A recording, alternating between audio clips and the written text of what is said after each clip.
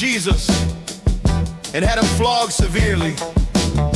The soldiers braided a crown of thorns and put it on his head, and they clothed him in a purple robe.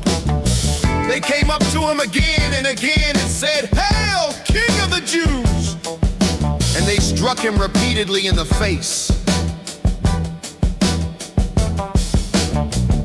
Again, Pilate went out and said to the Jewish leaders, "Look, I am bringing him out to you so that you may know that I find no reason for an accusation against him."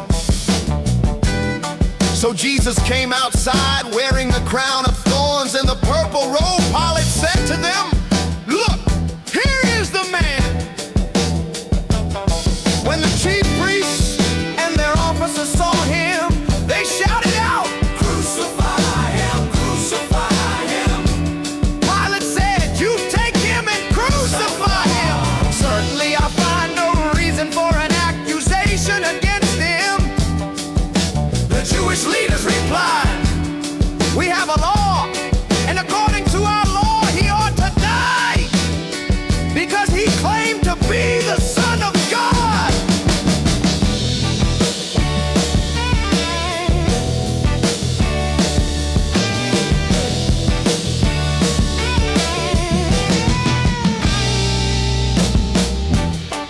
When Pilate heard what they said, he was more afraid than ever. And he went back into the governor's residence and said to Jesus, "Where do you come from?" But Jesus gave him no answer. So Pilate said, "Do you refuse to speak to me? Don't you know I have the authority to release you and to crucify you?" Jesus replied, "You would have no authority over me at all, unless it was given to you from above. Therefore, the one who handed me over you is guilty of greater sin." From this point on, Pilate tried to release him, but the Jewish leaders shouted out, "If you release this man, you are no friend of Caesar. Everyone who claims to be a king opposes Caesar."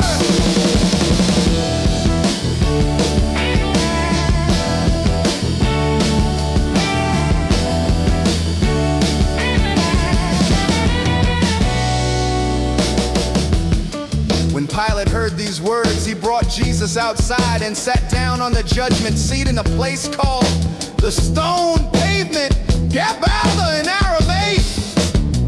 Now it was the day of preparation for the Passover. About noon, Pilate said to the Jewish leaders, "Look, here is your king."